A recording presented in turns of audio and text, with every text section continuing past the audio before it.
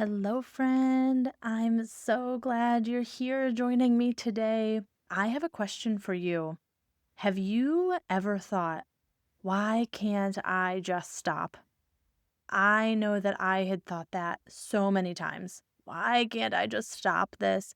Why do I keep thinking about him, reaching for my phone, wanting to go back, even when I know I don't want that life anymore? Because if you're the woman who kind of can't believe that she found herself here in this story, and you feel this pull that almost feels uncontrollable, friend, you are not crazy. And you're also not weak. So today, I want to talk about something that hopefully will shift something for you. Because what if this feeling that you're having wasn't just emotional, but biological too? Do you ever find yourself Googling, how do I stop thinking about him? Or have you ever started your day determined to keep no contact, only to feel pulled right back into the same patterns and shame? Welcome to Intimacy After Infidelity. You're not crazy for feeling this way. I'm Christina Joy, and I've been exactly where you are. I know what it feels like to be overwhelmed by shame and wonder if dignity and peace are actually possible for you. I tried to fix myself by trying harder and committing to more self-control, but what I actually needed was healing from Jesus, who met me in the middle of it all. And that's what this podcast is here to help you do too. In this space, we heal the soul, heart, mind, and body, and we talk about the real things like longing, grief, shame, and confusion. So take a deep breath, friend. You are safe here. Hey, friend, before we jump in, I want to speak directly to what this might feel like inside of you right now. Because this is the part that so many women carry in silence. Let me guess, you've ended things, or you're trying to, but part of your mind keeps going back. You miss him, and you crave the connection, and you still feel that pull in your heart and your body. And right behind all of that comes the shame. What's wrong with me? Why can't I just move on? Why does it still have this hold on me? And so you try even harder. You delete the number. You distract yourself. You pray even harder for all of this to go away. But nothing seems to fully break the cycle. And this is where so many women get stuck because they're trying to fight something that they don't fully understand. Sister, this is exactly why I created a safe space inside Rooted in Joy, a 6-month healing journey for women who are rebuilding their life after infidelity. Because this is not about trying harder. It's actually about understanding what's happening inside of you and having real support as you walk it out, as you integrate everything that you've learned. It's a place where you're not judged for the pull or the temptation, but you are compassionately and lovingly guided through it so that you can actually experience freedom, not just a temporary distance. So, friend, if this is something that you've been looking for, or if you are at all just curious about what some support could do for you, I would love to chat with you. The website is in the show notes. You can find me on Instagram, find me on Facebook, send me a DM. I would love to chat with you. Okay, so let's talk about this pool honestly today. I remember so clearly being in this phase, in this season. And I remember during my affair thinking, this feels like an addiction. I didn't have any other language for it. Just an addiction was the only word that I could think of to describe this pull that wouldn't let go. I did not understand the science behind any of it, but I knew this was more than just a choice. I felt pulled constantly. He felt like a craving, like all consuming in my mind. I would reach for my phone without even thinking about it. I felt like I had just lost all self control. And I noticed the patterns. There were massive emotional highs when we connected, and there were really deep lows when we didn't connect.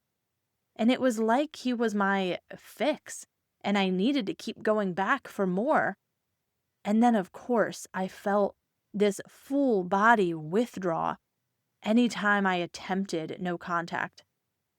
And I remember thinking of the Bible passage in Romans 7.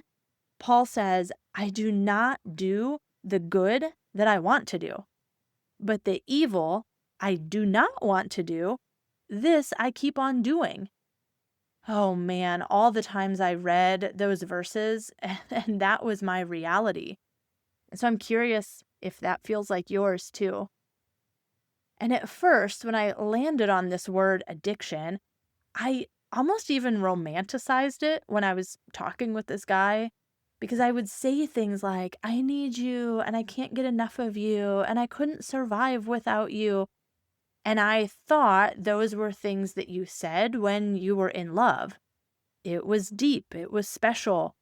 But looking back, it wasn't romance, it was actually a warning sign. Because if I'm being honest, I had lost my boundaries and I truly had lost my self control and I didn't even realize it. So let's get nerdy for just a minute. And I promise I'll keep it really simple. But sometimes understanding the science and just understanding some information, it can actually be helpful and bring you some relief. Your brain is wired with something called a reward system. And you may have heard of these 4 chemicals that are involved in your brain: dopamine, oxytocin, serotonin, and endorphins. Think of these as your brain's feel good system. Your brain, your body was designed by God. And when God created people, he said, it is very good. So hear me on that. God has created you very good, and it includes this internal system that gives us clues, that helps us to feel good as a kind of reward. So these feelings are not bad. They're part of how we experience joy and connection and bonding and pleasure. But here's what happens in an affair. This system that God designed in a beautiful way gets hijacked. Okay, so let's start with the first one, dopamine. Dopamine is a big one. This is the reward chemical. And when something feels exciting or new or forbidden, your brain releases a huge amount of dopamine. It's actually much more than you would receive in normal everyday life. And so your brain then starts to associate this person with pleasure and excitement and relief and escape. So suddenly this person feels like they're becoming the reward. And again, this is at a much higher level than you would ever experience just on a normal basis. Okay, the next chemical is called oxytocin, and this is known as the bonding chemical. It's what creates attachment. Think of a mother and a baby and how their goal in those early days and years is to bond. And this is where oxytocin comes in. It creates connection and closeness. And so now, again, thinking back to what was happening in your affair, you're not just experiencing pleasure, but now you're bonding with this person at a really deep level. Next comes endorphins. Endorphins help to numb the pain. And so when you're with him, have you ever said something like, It feels like the world just fades away, like you're the only thing that matters in my world. Everything else disappears, the stress, the loneliness, the disconnection in your marriage, the stress that you're always under with parenting children who are just crazy and out of control. But when I'm with him, it feels so good. Everything is quieter and calmer. And that's because endorphins are numbing the pain, the uncomfortable parts of your life. Then finally, serotonin. And serotonin also affects your mood, which is why you might feel high when you're connected and really low when you're not. Okay, so what does all of this create? Well, it's a cycle where you have a high and then you have a craving for that high again. So you start seeking and looking and reaching, and you're looking for this temporary relief. Maybe you get a glimpse of that high, but then after that temporary relief, then there's a crash, and then you have the craving again, and you're chasing that high again. And over time, your brain adapts to this. It needs more of that hit to feel the same effect.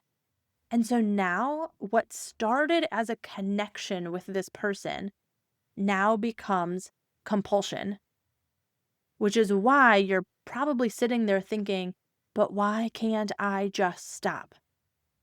Here's the truth, friend. Your brain and your body were involved. This wasn't just like a decision of what do I eat for lunch today. This decision of getting involved in the affair is layered. It's deep, it's subconscious, it's biological, it's spiritual. And so I want you to hear this. Nothing about you is broken. When you are feeling the high and the low and the pull and just this internal war that you can't understand, your brain was doing what it was designed to do. Your brain got wired toward something, but it wasn't aligned with truth. It wasn't aligned with your marriage that you are in. And so now it needs to get redirected. So this is where we bring in the spiritual layer. Because yes, this kind of conversation is in the neuroscience world, but this conversation is also spiritual because sin also entangles us. Oh, and the enemy would love nothing more than to keep you bound in something that feels impossible to break. But here's the good news. Just because something feels strong and impossible to break doesn't mean that it's permanent. Friend, if you are a follower of Jesus Christ, you know that as he rose from the dead, he broke all chains that sin had. And so, friend, we know this, but I would challenge you, do you believe that it is true for your own life as well? So the question now becomes, okay, I understand this. I understand why I have this pull, but what do I do? And, this is where I find that the recovery language is actually really helpful because programs like AA, Alcoholics Anonymous, in programs like this, their first step is actually really simple. Which, by the way, let me just mention, if you want to go deeper on that topic of like Alcoholics Anonymous, go all the way back to episode 17, Words That We Never Thought We'd Say. I interviewed my friend on there, and we talked about the similarities between affairs and addictions and recovery and healing.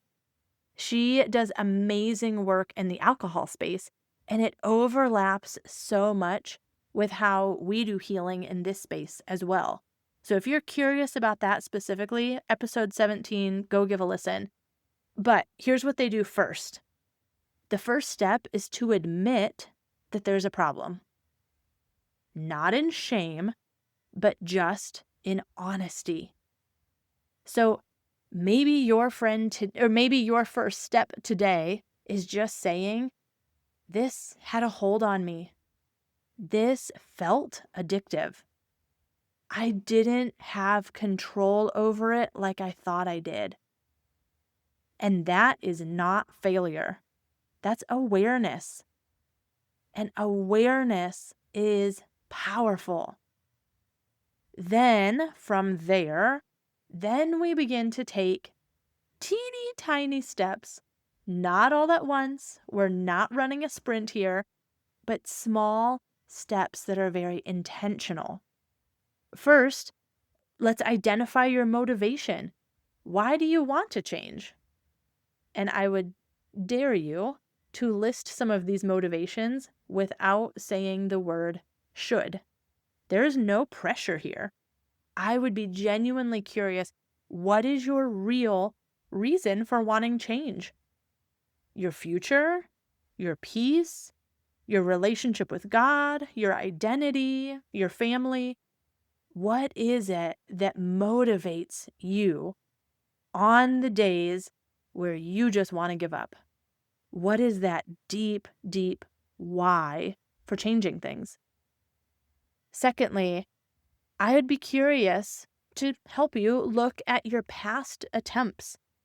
Times before when you've tried to go no contact, what did you try that didn't work? Or was there a part that did work? Because I know this isn't your first thought about change. I know there have been moments before this. So what can you learn from them? And what could you keep or change next time? Okay, then third, set some clear, specific steps. And this might look like a start date. Are you going to go no contact at a certain day?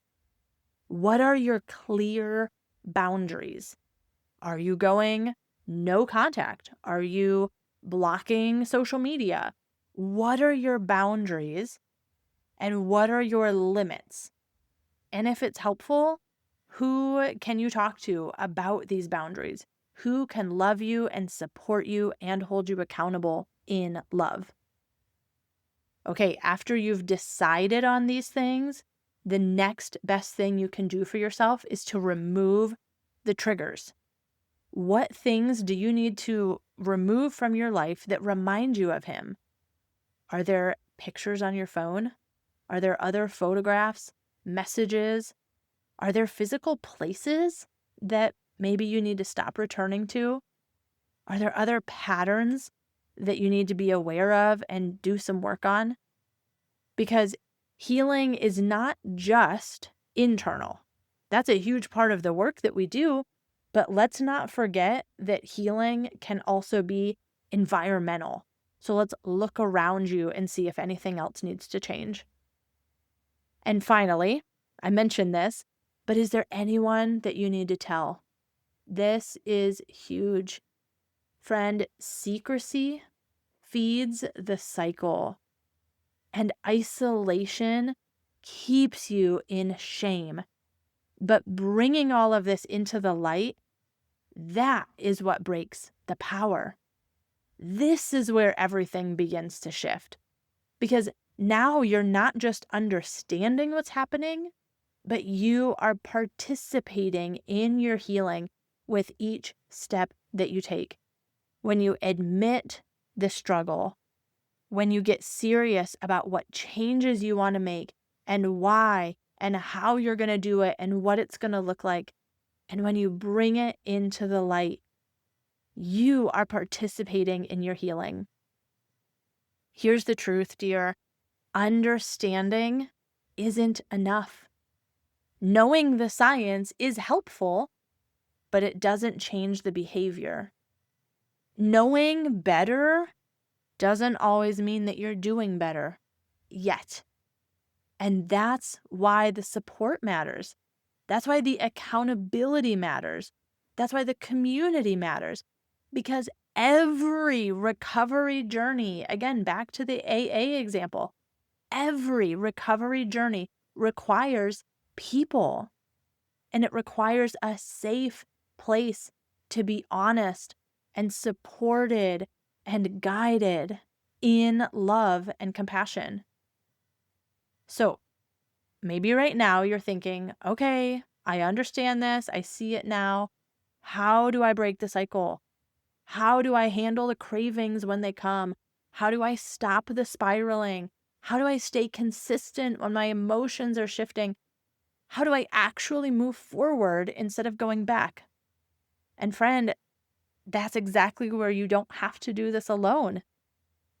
I would be so honored if you want help walking this out with other women in your shoes who get it. That's exactly what we're here for Rooted in Joy, so that you can stop carrying this alone and where you can link arms and walk with other sisters, where you can be in a room where you're understood and supported, and where you can be guided step by step into real freedom. Can I pray for you? God, thank you for meeting my dear sister right here in the confusion, in the pool, in the struggle. God, remind her that you created her beautifully. Her brain, her heart, her body. You said that it was very good. So Father, now would you give her clarity? Would you give her strength? Would you give her courage to take the next step? Surround her with the right support that she needs. You are leading her into freedom. In Jesus' powerful name, amen.